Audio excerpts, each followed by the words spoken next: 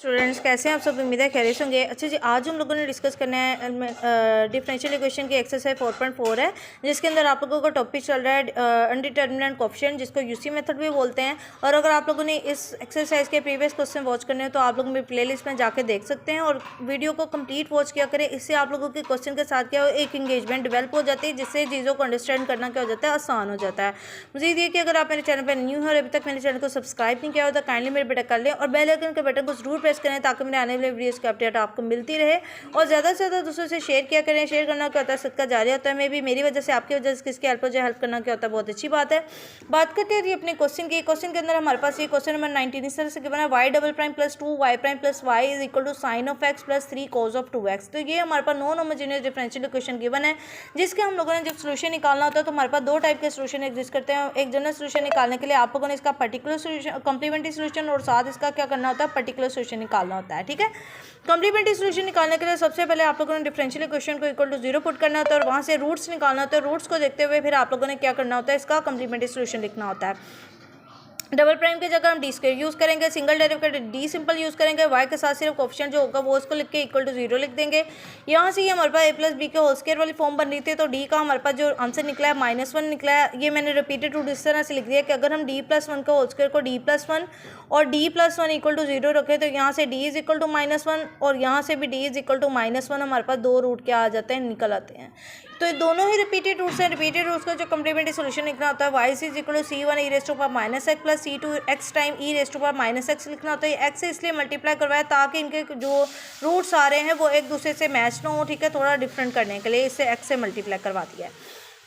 ये सिर्फ repeated roots के केस में करना होता है। अगर ये दोनों एक प्लस का होता है एक माइनस का होता है तो फिर इस एक्स से मल्टीप्लाई करवाने की ज़रूरत नहीं थी। देन उसके बाद हम लोगों ने पर्टिकुलर सोल्यूशन फाइंड करना होता है। पर्टिकुलर सोल्यूशन के लिए यहाँ पे आपके पास एक साइन ऑफ एक्स और एक कॉस ऑफ 2x, दो ही ट्रिग्नोमेट्रिक फंक्शन आ गए। तो इसके लिए हम लोग जो पर्टिकुलर सोल्यूशन उसको भी मैंने थोड़ा सा ब्रेक करके लिख दिया है ताकि आप लोगों के लिए आसानी हो जाए, वो एक लेंथी कैलकुलेशन से आप लोग बच जाए। यहाँ पे पर्टिकुलर सोल्यूशन को मैंने स्प्लिट किया है yp1 और yp2 का, मतलब दो तरह के मैं पर्टिकुलर सोल्यूशन यहाँ पे सेलेक्ट कर रही हूँ। एक मैं साइन ऑफ एक्स के लिए करूँगी जिसको मैंने एक cos of x plus b sine of x लिखा है, और एक मैं 3 cos ऑफ 2x के लिए p2 सेलेक्ट कर रही हूँ। c cos ऑफ, आप देखिए जो अल्फाबेट्स मैंने पहले यूज़ कर लिए वो अब मैं नहीं रिपीट करूँगी, इसलिए मैंने c और d का यूज़ किया है। और इसके एंगल था 2x, तो यहाँ पे 2x साथ आ जाएगा। अब इनके दोनों के जो पर्टिकुलर सोल्यूशन हम लोगों ने सेलेक्ट किए, इनके उतने डेरिवेटिव लेने हैं जितने ऑर्डर के हमारे पास डिफरेंशियल इक्वेशन गिवन है। सेकंड ऑर्डर के तो दो डेरिवेटिव इन दोनों के हम लोगों ने लेने हैं।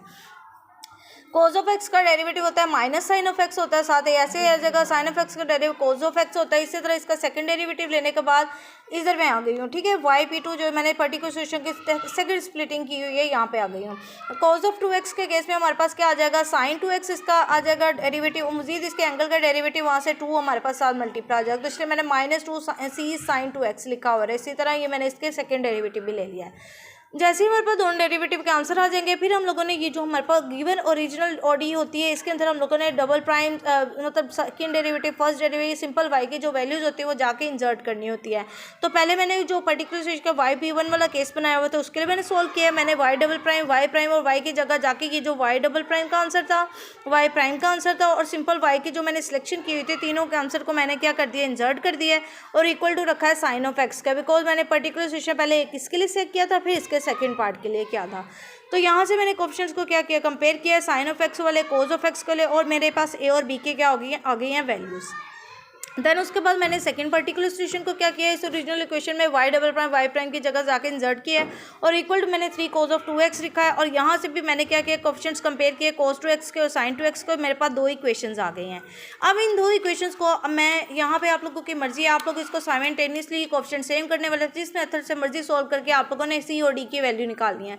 तो यहाँ मैंने क्या किया, इक्वेशन जो मेरे पास 2 थी उससे मैंने यहाँ पे थर्ड इक्वेशन बना ली, d एक साइड पे कर लिया और यहाँ इसको इक्वेशन 1 के अंदर d की जगह जाके कर दिया पुट। ठीक है, यहाँ से मेरे पास c की वैल्यू है। जैसे c की वैल्यू जो उसको मैंने इस इक्वेशन 3 के अंदर जाके c की जगह इंसर्ट किया, तो मेरे पास c और d की a b c d चारों की जब हमारे पास वैल्यूज आ जाएंगी तो हम लोगों ने अपने पर्टिकुलर सोल्यूशन की yp1 yp2 की जो सिलेक्शन है इन दोनों की, इनकी जगह जाके ए बी सी डी की वैल्यूज़ को क्या कर देना है, इंसर्ट कर देना है। ठीक है, और उसके बाद हम लोगों ने जब वाई जनरल सोल्यूशन लिखना है तो कॉम्प्लीमेंट्री सोल्यूशन और पर्टिकुलर सोल्यूशन को ऐड करके लिख लेना है। कॉम्प्लीमेंट्री सोल्यूशन इसका ये था और पर्टिकुलर सोल्यूशन हम लोगों ने अभी भी निकाला है जो यहाँ पे मैंने हाईलाइट किया हुआ है।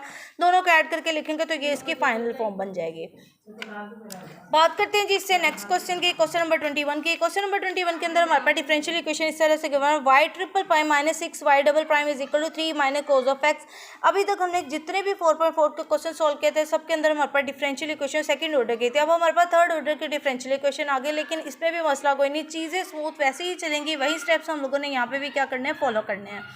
सबसे पहले बात क्यूब आ गया तो डी क्यूब लिख लेंगे, सेकंड डेरिवेटिव तो डी स्क्वायर लिख देंगे, D cube minus 6 D square is equal to 0 लिखें। क्यों लिखा है? क्योंकि हम लोगों को जनरल सोल्यूशन चाहिए होता है और जनरल सोल्यूशन के लिए हम लोगों को निकालना होता है कंप्लीमेंट्री सोल्यूशन और पर्टिकुलर सोल्यूशन। कंप्लीमेंट्री सोल्यूशन निकालने के लिए हम लोगों को चाहिए होते हैं रूट्स इसके यहाँ पे क्या होता है, डी स्क्वायर मैंने दोनों कॉमन लिए, डी माइनस एक्स आ गया, डी स्क्वायर को इक्वल टू 0 पुट किया, डी माइनस 6 को, तो यहाँ पे मेरे पास 3 रूट आ गए, 2 0 और 1 6। सोल्यूशन जैसे लिखा जाता है C1 e raise to power x होता है ना, तो e रेज़ टू पावर पहला रूट ही हमारे पास 0 e की पावर 0 आ जाएगी, प्लस C2 e की पावर 0 प्लस C3 e की पावर क्या आ जाएगा, 6x आ जाएगा। तो e की पावर 0 का मतलब होता है 1, ठीक हो गया। तो इसलिए ये दोनों टर्म 1 हो गया, आपके पास C1 प्लस यहाँ पे C2 x plus C3 e raise to power 6x बचा है। इसको एक दूसरे से डिफरेंट करने के, बिकॉज दोनों C1 और C2 थे ना, दोनों कांस्टेंट नंबर आ रहे थे, इसलिए दोनों को डिफरेंशिएट करने के लिए x से मैंने इसको मल्टीप्लाई करवा दिया है। कॉम्प्लीमेंट्री सोल्यूशन जैसे ही आ जाता है फिर हम लोगों ने करना होता है particular solution select. Particular solution हम लोगों ने सिलेक्ट करना होता है इसकी राइट हैंड साइड को देखते हुए, जो कि हमारे पास 3 माइनस कोस ऑफ एक्स है।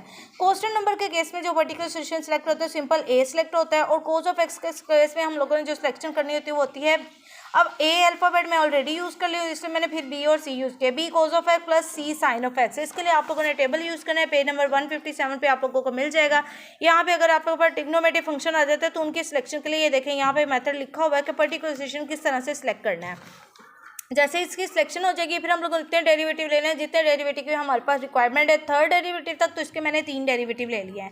फर्स्ट डेरिवेटिव ठीक है, ए कांस्टेंट तो वैसे ही 0 हो जाएगा, कोस ऑफ एक्स का माइनस साइन ऑफ एक्स आ जाएगा, साइन ऑफ एक्स डेरिवेटिव हमारे पास आ जाएगा, कोस ऑफ एक्स। इस तरह 3 डेरिवेटिव जैसे ही आ जाएंगे आप लोगों ने अपनी ओरिजिनल ओडी के अंदर triple prime y double prime की जगह जाके उनको क्या कर देना है, इंसर्ट कर देना है, और फिर कंपेयरिंग कोएफिशिएंट्स करना है।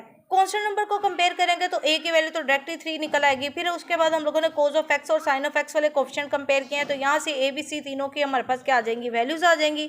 देन हम लोगों ने इनको पुट कर देना अपने पर्टिकुलर सोल्यूशन के अंदर जहाँ ए बी सी यूज़ हो रहा है, और फाइनल सोल्यूशन लिखते हुए हम लोगों ने y C plus y P लिखना है। कंप्लीमेंट्री सोल्यूशन के साथ ये जो वाई पी का सोल्यूशन है इसको ऐड कराते हुए लिख देना है ए बी सी कोएफिशिएंट्स की वैल्यूज इंसर्ट करने के बाद। बात करते हैं जी इससे नेक्स्ट क्वेश्चन की, क्वेश्चन नंबर 23 की। क्वेश्चन नंबर 23 के अंदर हमारे पास जी डिफरेंशियल इक्वेशन इस तरह से गिवन है, y triple prime minus 3 y double prime plus 3 y prime minus y is equal to x minus 4 e raised to power x. पहली बात तो हम लोगों ने कंप्लीमेंट्री सोल्यूशन निकालना है, तो हम लोग इसकी इक्वेशन बनाएंगे, उसको इक्वल टू 0 पुट करके रूट्स निकाल लेंगे, तो ये बन जाएगी D cube minus 3d square plus 3d minus 1 is equal to 0। ये मेरे पास r माइनस 1 का होल क्यूब का फॉर्म बन रही थी, ठीक है। इसको इक्वल टू 0 रखेंगे तो यहाँ पे 3 रिपीटेड रूट्स निकल गए, जिसको ट्रिपल रिपीटेड रूट्स मैंने लिखा 1 1 1। तो तीनों को एक दूसरे से डिफरेंशिएट करने के लिए मैंने x और x के से मल्टीप्लाई करवाया ताकि तीनों सेम ना हो जाए। c1 e raise to power x, c2 x time e raise to power x, c3 x square e raise to power, because x दोबारा यूज़ करती है तो फिर ये सेम हो जाने थे, इसलिए x स्क्वायर से करवाया। अब यूज़ करेंगे पर्टिकुलर सोल्यूशन। पर्टिकुलर सोल्यूशन के लिए आप लोगों ने इसकी राइट हैंड साइड यूज़ करनी है x minus 4 e raise to power x को। तो यहाँ पे सिंपल x के लिए यहाँ पे मैंने पर्टिकुलर सोल्यूशन को 2 सोल्यूशन में ब्रेक करके लिखा हुआ है, yp1 और yp2, ठीक हो गया, ताकि आप लोगों के लिए चीज़ों को सोल्व करना आसान हो जाता है। लेंथी कैलकुलेशंस होते थे जब आप इनको इकट्ठा सोल्व कर रहे होते हैं। आप लोगों ने इसकी प्रीवियस वीडियोज़ जो क्वेश्चन एक्सरसाइज 4.4 की देखी होंगी, उसमें बहुत से क्वेश्चन नंबर 19 था, क्वेश्चन नंबर 15 था, जिसके अंदर वो लेंथी कैलकुलेशन इतनी हो जाती है कि आप लोग खुद कन्फ्यूज़ हो जाते हैं, इसलिए थोड़ा सा ब्रेक करके लिखा है। yp1 को मैंने x प्लस मतलब x के लिए जो हमारे पास जनरल सोल्यूशन बनेगा ना, सिंपल x वाले अगर हमारे पास फॉर्म आते हैं तो उसके लिए होता है ax प्लस b होता है, ठीक है। तो यहाँ पे मैंने इसके लिए सिलेक्शन की x प्लस b, और 4 e raise to power exponent function के लिए मैंने c e raise to power x के साथ x क्यूब क्यों लिखा है, बिकॉज देखिए अगर मैं c e raise to power x लिखती तो मेरे कॉम्प्लीमेंट्री सोल्यूशन में एग्जिस्ट करता था, स्क्वायर वाला भी x वाला, तो इसलिए इन तीनों से डिफरेंट करने के लिए मैंने x क्यूब से इसको मल्टीप्लाई करवा के लिखा है, ठीक है। जैसे इनकी सिलेक्शन हो जाती है फिर हम लोगों ने इतने डेरिवेटिव लेने होते हैं जितने ऑर्डर के हमारे पास डिफरेंशियल इक्वेशन है थर्ड ऑर्डर की, तो इसका मतलब 3 3 दोनों के डेरिवेटिव रिक्वायर्ड है। इनके डेरिवेटिव तो बहुत ईजी है, एक्स के रिस्पेक्ट से करेंगे तो ए आ जाएगा, सेकंड डेरिवेटिव लेकर कांस्टेंट नंबर का डेरिवेटिव वैसे 0, थर्ड डेरिवेटिव इसका 0। अब इस केस में जब हम लोग इसको सोल्व कर रहे होंगे तो क्या करना है, पहले हमने यहाँ पे प्रोडक्ट रूल यूज़ किया है, ठीक हो गया। एक्स क्यूब ऐसे रहेगा, एक्सपोनेंट फंक्शन का डेरिवेटिव एज इट इज़ आ जाएगा, प्लस अब एक्स क्यूब का डेरिवेटिव क्या आ जाएगा 3x² और साथ second function as it is, product rule use किया है, ठीक है। इसको थोड़ा सिंप्लीफाई किया, फिर इसका सेकंड डेरिवेटिव लिया है। सेकंड डेरिवेटिव लेने के बाद यहाँ पे भी गौर से आपने स्टेप को देखना है। एक्स क्यूब ई रेस्ट बाय एक्स पे दो प्रोडक्ट पड़े हैं, ये भी प्रोडक्ट फंक्शन पड़े हैं, तो दोनों के ऊपर प्रोडक्ट रूल मैंने क्या कर दिया, अलग अलग यूज़ किया है, ठीक है। और इसको सिंप्लीफाई करने के बाद मेरे पास इसकी फाइनल फॉर्म ये बनी है। जैसे ही हमारे पास YP1 YP2 का आ जाते हैं, देन उसके बाद आप लोगों ने ओरिजिनल इक्वेशन में y double prime y prime उन सब की जगह जाके पहले पर्टिकुलर सिचुएशन 1 के लिए फिर पर्टिकुलर सिचुएशन 2 के लिए वर्किंग करनी है। ओरिजिनल क्वेश्चन के अंदर हम लोगों ने पहले ही वैल्यू डेरिवेटिव पुट किया और इक्वल टू सिर्फ x रखा है, ठीक है। और यहाँ से कंपेयरिंग कोएफिशिएंट किए तो a की वैल्यू मेरे पास -1 आ गई और b की वैल्यू मेरे पास -3 आ गई है। देन उसके बाद मैंने ये जो सेकंड YP2 के लिए मेरे पास जो YP1 YP2 या मतलब सेकंड और फर्स्ट डेरिवेटिव आए हुए थे उसको मैंने ओरिजिनल इक्वेशन में पुट किया, तो मेरे पास ये ऐसी फॉर्म बनी है। इसको आप वीडियो पॉज करके इन स्टेप्स को नोट कर लीजिएगा, ठीक है। और इससे नेक्स्ट स्टेप पे जाकर मैंने इनके क्या किए, कंपेयरिंग कोएफिशिएंट सब किए e⁻x वाले, तो यहाँ पे मेरे पास c की वैल्यू पे आ गई है। मेरे पास सिर्फ 3 वेरिएबल हमारे पास पर्टिकुलर सोल्यूशन में थे ABC, तीनों की जैसी वैल्यूज आ जाएगी इन जगह पे पुट करेंगे, कॉम्प्लीमेंट्री सोल्यूशन और पर्टिकुलर सोल्यूशन को ऐड करते हुए हम लोगों ने इसका फाइनल सोल्यूशन फिर इस तरह से लिख देना है। लास्ट क्वेश्चन आज की वीडियो का क्वेश्चन नंबर 25 है जी। इसके अंदर हमारे पास y4 डेरिवेटिव तक पहुंच चुका है जी, +2 y double prime + 4y = x - 1 का स्क्वायर। यहाँ पे सबसे पहले बात कॉम्प्लीमेंट्री सोल्यूशन निकालना है, तो पहले d4 + 2d² + 1 = 0। यहाँ से मैंने रूट्स निकाले हैं। रूट्स निकालते हुए क्या किया है, ये हमारे पास फिर से a + b की होल स्क्वायर वाली फॉर्म बन रही थी, तो d² + 1 का होल स्क्वायर लिखा और यहाँ से मैंने रूट्स निकाले, तो रिपीटेड रूट्स निकला लेकिन इमेजिनरी निकल रहा है, क्योंकि 1 जब दूसरी साइड पे जाएगा तो माइनस हो जाएगा, तो माइनस आयोटा क्रिएट कर देगा स्क्वायर रूट के अंदर। तो यहाँ से कॉम्प्लीमेंट्री सोल्यूशन लिखेंगे c1 cos of x + c2 sin of x plus plus वाले आयोटा के लिए फिर माइनस वाले आयोटा के लिए, इसलिए ये 4 वैल्यूज मैंने लिखी हुई हैं। अब मैंने cos of x sin of पहले ऑलरेडी यूज़ कर लिया था सिंपल कॉन्स्टेंट के साथ, इनसे डिफ्रेंशिएट करने के लिए एक x से भी साथ मल्टीप्लाई करवा दिया है। कॉम्प्लीमेंट्री सोल्यूशन सेलेक्ट करने के बाद आप लोगों ने पर्टिकुलर सोल्यूशन सेलेक्ट करना होता है जो इसकी राइट साइड को देखते हुए, तो राइट साइड को मैंने थोड़ा सा पहले सिंप्लीफाई किया, इसका स्क्वायर ओपन किया, तो ताकि मेरे पास फॉर्म कोई बन जाए जिसको मैं अपने टेबल से कंपेयर कर सकूं।